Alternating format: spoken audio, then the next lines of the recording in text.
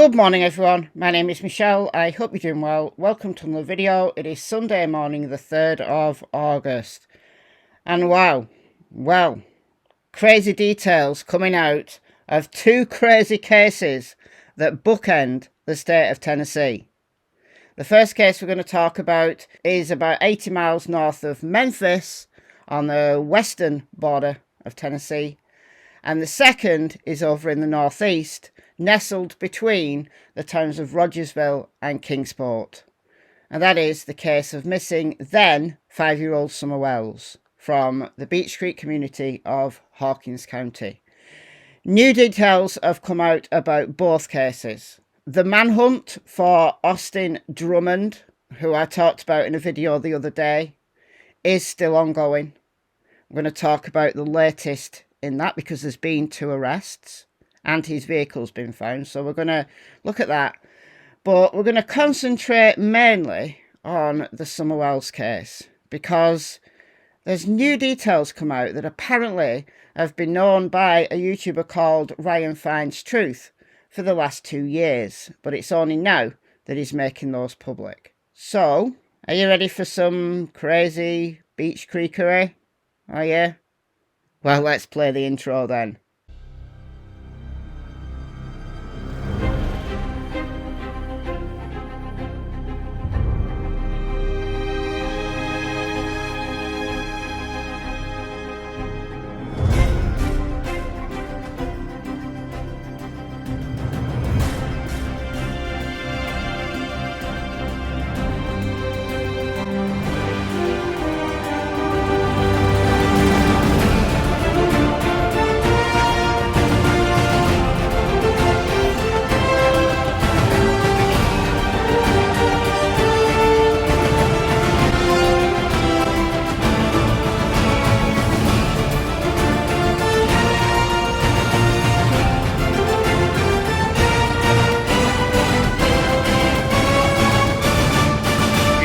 Blamed Fred, and Fred done put the word out to him. You say my name again, and he'll kill him.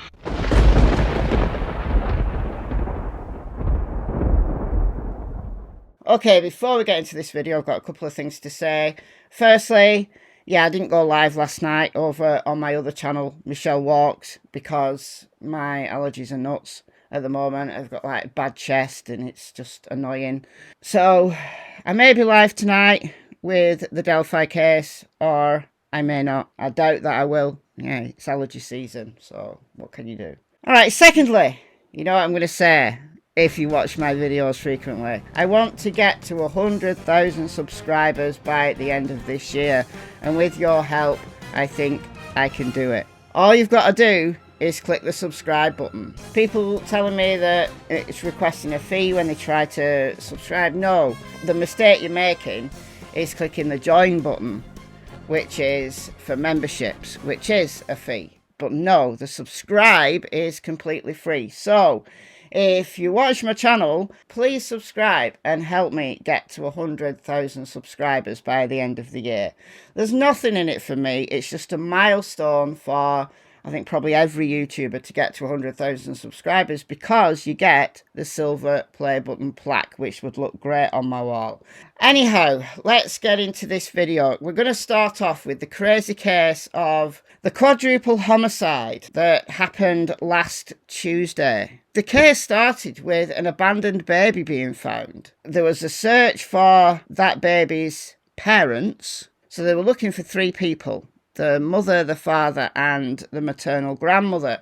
Hours later, they found them, but they were all deceased, all murdered. We don't know how they were murdered, along with the baby's maternal uncle as well. So the baby's safe, the baby's doing well, but she's lost both of her parents, she's lost her grandma, and she's lost her uncle. And there is a chief suspect, Austin Drummond. And he's known to the family, he's got connections with the family, some of which I talked about in my video the other day. But we're going to play the latest from this news piece here, and then a follow-up to this, because there has been now 2 arrests but not Austin Drummond. He's still missing as of recording this video. New information coming out every day. The sister of one of the murder victims worked at the prison where Drummond was held until she was let go from her job. Our WREG's Melissa Moon is live tonight in Jackson as the search for Drummond continues. Yeah, Drummond has been in jail for violent offences. He allegedly committed an attempted murder while he was inside the last time, but his sentence was up, so they let him out. And then I guess they arrested him for the attempted murder, but he was out on bond. So this violent guy, who's supposedly done his time for one offence, is let go, out on bond, and then he does this, allegedly. TBI held a briefing here after finding Drummond's abandoned car. They still don't have him, but say they are doing everything they can to find him and keep the public safe. Helicopters hover over parts of Jackson after authorities located Austin Drummond's abandoned vehicle in a wooded area of this neighborhood on MCO Road. Several hours later, the 2016 white Audi was towed away. Neighbors glad to see it go. Because that was basically his place of living, and now it's gone. So where's he going to live? I mean, he can live under trees, but you got to get safe. Federal, state, and local officers searched for Drummond in the surrounding area at an apartment complex less than a half mile from where they found the car, but left empty-handed. This mother of 5 who lives there was concerned after she saw all the police vehicles and found out who they were looking for. I think it's crazy. We came from California, so it's definitely crazy. The TBI says the last confirmed sighting of Drummond was Wednesday in Jackson, a day after the bodies of James Wilson, Adriana Williams, Courtney Rose, and Braden Williams were found in Lake County, and an infant related to them was left abandoned in a stranger's yard 40 miles away in Dyer County. The TBI director believes Drummond is still in the area. He's asking residents to stay vigilant and Drummond to turn himself in. Well, yeah, I don't think he's going to turn himself in, honestly. I mean, look, stranger things have happened. The guilt might get to him because, you know, he does have a compassionate bone in his body because he spared the life of the baby, presuming it was him that left the baby 40 miles from where the murder scene was. You've got to assume that he did that out of an act of compassion. But anyway, so they believe he's in the Jackson area of Tennessee. I think someone's hiding him, unless he's like hiding out in the woods and they've just not come across him yet. I don't know. But if you're in Jackson or the surrounding areas, then stay vigilant. Don't approach him. He is violent. He's considered to be armed and dangerous. So please don't approach him. Don't be a hero. Just call the TBI 1-800-TBI-FIND. Okay, and then a little later, this came out. 2 people have been arrested in connection to the ongoing search for murder suspect Austin Drummond, accused of killing 4 people and abandoning a baby. 2 men, Tanaka Brown and Giovante Thomas, are in jail tonight, accused of helping Drummond. They're charged with accessory to first-degree murder after the fact. Accessory to first-degree murder after the fact. So 2 guys. Now, have they been hiding him? Because after the fact means they weren't directly involved in the murders, I assume. Have they been hiding him? Are you hiding him? If you're hiding him, give him up. Because the law will go easy on you, I assume, if you give him up. But yeah, crazy. So manhunt continues. All right, we're going to now swap to the opposite end of the state of Tennessee and go to the Beech Creek community and the Summer Wells case. Summer would now be 9 if she's alive somewhere, but I think she's forever 5. And what we're going to talk about today is pretty dire, honestly. This information comes from Ryan Finds Truth from a couple of days ago. In this live stream, he says there are 4 clues that has him convinced that Summer Wells is buried in Morrison Cemetery. Now, if you've been watching this case, you'll know that a while ago there was a flurry of interest because Andy Bernard, who is now like a friend or an acquaintance, I guess you would say, of Ryan Finds Truth, was saying that Summer was in Morrison Cemetery. But what we're going to talk about now is an addition to that, because it's not just Andy Bernard who believes she's in Morrison Cemetery. I did some videos about the Andy Bernard situation when that came out, so 8 months ago. But we're going back further than that. We're going back 2 years to when Fred Hill, who lived at the properties 165, 167, and then further down the road at 207. The Hill family own both of those properties. And Fred Hill was in jail for meth dealing. And he was speaking to YouTuber Ziggy while he was in jail. And she recorded his conversation, and then she ended up getting banned from speaking to him because they found out that she was posting that on social media. Fred and Ziggy have since got married, and Fred lives with Ziggy now. But 2 years ago, if you remember this, he made a claim to Ziggy on a jail live chat thing that the guy who is responsible for Summer disappearing is a guy called Cotton Simpson. Now, Cotton Simpson had died. He fell down a cliff, like supposedly an accidental death. So Cotton is not available to defend himself. So Fred could make all sorts of the wacky claims he likes, and Cotton is just, well, he's still dead, isn't he? He's dead. He said that Summer's body was hidden behind some like waterfall in a park about 5 miles away from Ben Hill Road, Laurel Run Park, which is very close to where Cotton Simpson lived. Okay, so that makes sense. So Ryan Finds Truth ended up communicating with Fred, getting some information, and trying to find this waterfall, because there's like a bunch of waterfalls in Laurel Run Park. So tried to find the location, couldn't find it, and concluded that Fred was lying. So that's kind of where this part of the case ended. Summer's still missing, and there's no evidence to implicate Cotton Simpson other than what Fred Hill said. Right, because Fred Hill is a man in the know. Well, Cotton's family were upset by the claims that Fred Hill made, and said Cotton no way would abduct a child, murder a child, abuse a child. He got some issues, he got some crimes in his past, but nothing related to children. Let's fast forward to 2 days ago, when Ryan starts making these claims. Because I don't generally watch Ryan Finds Truth, this video didn't pop up to me as I suggested. I only found this out last night when Chasing went live. This was in the middle of the night my time, but as I'm coughing and sneezing and all of the things, I was awake last night. I watched part of this live. I did fall asleep before the end.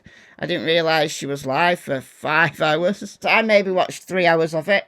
So I'll go back and watch the rest later. So Chasing is going through Ryan's live stream. Now, the first clue that Ryan talks about is pertaining to Fred Hill. So let's listen to what Chasing said about that clue. 2 years ago, somebody close to Cotton told Ryan and Jen something. I don't know. That we don't know what the text messages said, except that it was from Fred Hill to Cotton about what they did to Summer. Who's they? I don't know. He's saying it's alleged and that the TBI has Cotton's phone.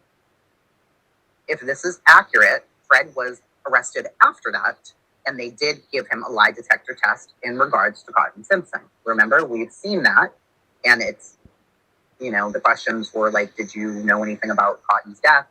That kind of stuff, right? Right. So it kind of makes sense. It really does make sense. So what happened was, Fred Hill texted Cotton Simpson, obviously when Cotton was alive, giving the details about what they did to Summer Wells. Now, we don't know who they is. And Fred has said a whole bunch of things to Ziggy, which Ziggy has made public. We've no idea if Fred Hill was telling any form of truth when he texted Cotton. And we know these text messages exist because a family member or someone close to Cotton has seen them. Now, they've not been made public. The TBI have them. The TBI have Cotton's phone. Now, what's interesting is that they were aware of Fred Hill's possible involvement or knowledge. They go and arrest Fred so that they can, speak to him when they want to get some maybe truth out of him. And he took a polygraph, but apparently, according to Fred, now we don't know, we weren't there, were we? it was all pertaining to Cotton Simpson. Like Cotton Simpson's death. What did he know about Cotton Simpson's death? Because apparently he was telling Ziggy on these live streams things that weren't in the public domain. So where did he get that information from? Right. But we have to conclude that they were also interested in any information that Fred might have pertaining to the abduction, the death, the possible murder of Summer Wells. Now, this is where it gets really dark, because apparently Summer's body was hidden, no longer intact, which is a horrific thought. I don't know, dismembered after her death, and it's just horrendous. If you remember, Andy Bernard said via Jodie Sue is Andy's then partner, and Summer disappeared, split up now, but that Summer died on a Saturday and he'd seen Summer's dead body. Apparently he told his and Jodie Sue's daughter to scare her, to terrify her. That's what Jodie Sue said. But what Jodie Sue says is very often she goes back on it. You know, like the thing about Andy giving drugs to 110 so they could sedate the girls so they could be touched. Yeah, Jodie Sue said that, but she reneged on that. So what are we to make of this? That these details that Fred Hill knows, what they did to Summer, and that Summer's body is no longer intact, was sent to Cotton Simpson. And since Cotton Simpson's death, this has become known by the TBI. Right, so it does make sense that they'd be all over Fred once he was inside. So, the Morrison Cemetery thing, I guess are related, but a separate issue. Okay, clue number 2 is called The Box Story, according to the summary that YouTube gives. Clue 2, The Box Story in Morrison Cemetery. The speaker reveals that they obtained a muffled audio recording from someone within Fred Hill's inner circle mentioning the box story involving the partial remains, and that Morrison Cemetery was the target location for hiding the remains. This information was shared with TBI. All right, so this is an AI summary of Ryan's video that Chasing did. I need to start doing that. That's a good idea. No, I need to listen myself. I don't trust AI. So, part of Summer's remains, partial remains, were put in a box and buried in Morrison Cemetery. Now, the story that Andy Bernard gives is that somebody who died around the same time that Summer went missing, the remains of Summer Wells are in his grave because, I don't know, someone snuck the remains of Summer Wells into this grave, and then intended person that this hole was for was laid on top. But if Summer's body was dismembered, chopped up, whatever, if they were intending to put her body in Morrison Cemetery, why would they need to do that? Or did they do that before they realised that they could put this body in this grave? Why wouldn't they just put all the remains in there? I don't understand why this is partial remains. But I guess if this is true, there's a lot we don't know. Now, there is more to this, and if you want to get into this in more detail, then I'll direct you to Ryan Finds Truth. And if you want a discussion of it, go to Chasing. But what do I make of it? Well, Fred Hill is not known for telling the truth. Regardless of what his wife Ziggy says, stories have changed. You know, he said that when Summer went missing, he wasn't there because he was taking vehicles to the Scrappy in Kingsport. And then the story changed that he didn't go there. So where did he go? Now, the latest story is something to do with motorbikes. And that's what he was doing. So it's convenient that Fred Hill wasn't on Ben Hill Road when Summer went missing. It's also interesting that Candice was seen at Fred's by Fred's friend Chad Arnold at 4:30. And Candice says, yeah, she went there, apparently. And that's around the time of the scream. You want to start putting all these little pieces together. But apparently she was looking for Summer at 4:30. This is why I've been talking about this timeline forever now, that Summer was missing by 4:30. And then from Fred himself, we've got knowledge of scent alerts. Just so you get some orientation. That's where Cotton Simpson lived. That's Laurel Run Park there. That's where we were talking about before. But Fred told Ziggy A dog hit here, a dog hit down there. So there was a scent alert on one of the properties. There was a scent alert across the road, close to Fred's property. And we've also got these footprints that I've talked about loads. One on Mary Sexton's land, one on Mr. Phillips' land. A scent-specific live scent tracker dog found those footprints on the 19th of June, so 4 days after Summer disappeared. When these scent alerts were found, I think that was a little bit before. But after these footprints were found, there was an all-night search for Summer Wells. Because the theory was, according to Dave Rader from Equisearch, who got into town late on June 19th to assist with the search, so he went out there on Sunday, and all the searchers were talking about this all-night search, and it was the theory of law enforcement at that point that someone had abducted her and brought her back and just dropped her off in the woods, and she's wandering about there on her own. And that's where the footprints come in. But how did she get high up on a ridge? Now, yeah, little kids can climb, I guess, and she's a country kid. She could get there on her own, I think, with a push. But why would she? Would she be just totally lost and climbing up a hill, thinking it was her hill? Maybe, possibly. But I think it's more likely that someone was carrying her, and that's why there's only like one footprint here and then one footprint there. Someone's carrying her. We don't know what direction they're carrying her in, right? But if there's a scent alert here and a scent alert here, and if they're carrying her this way and then they take her in a car somewhere, there's a burnout property down there. But look, pieces fit together. However, Fred Hill could have been lying to Cotton Simpson. Cotton Simpson's family are, I think rightly, angry with Fred Hill. Now, would they make stuff up?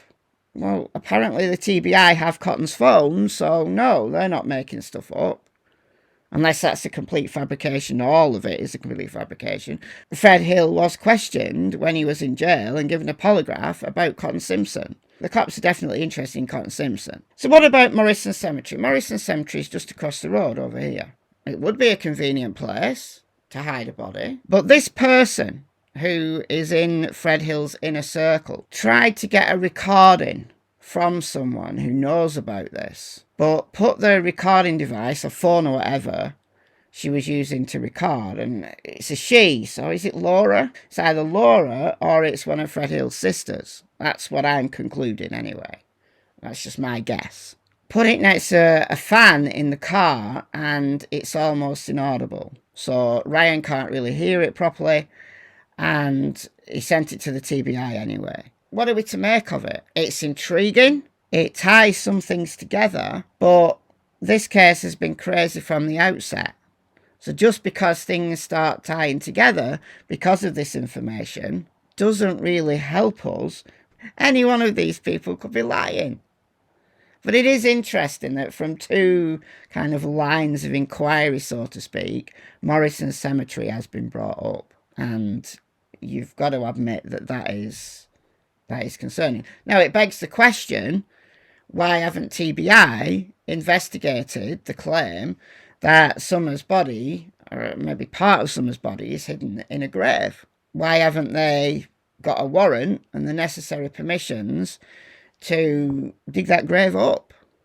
It's bad for the family of the guy who's in there, I understand that they'd have to be, I think, ultra convinced that there was remains down there before they would do it. The TBI, apparently, according to the Wells Facebook page, have been in the area recently. I did a video about that very recently, that they asked permission from the Wells to search the road. Well, the Wells don't own the road, so maybe it's not permission, maybe it was just making them aware that they were there. Following up on what, though, we don't know. You might be able to tell my voice is going now, so I'm going to say goodbye here. I'll leave a link to the Ryan Finds Truth live stream and Chasings Live in the description box, and I shall see you in the next video. Bye, guys.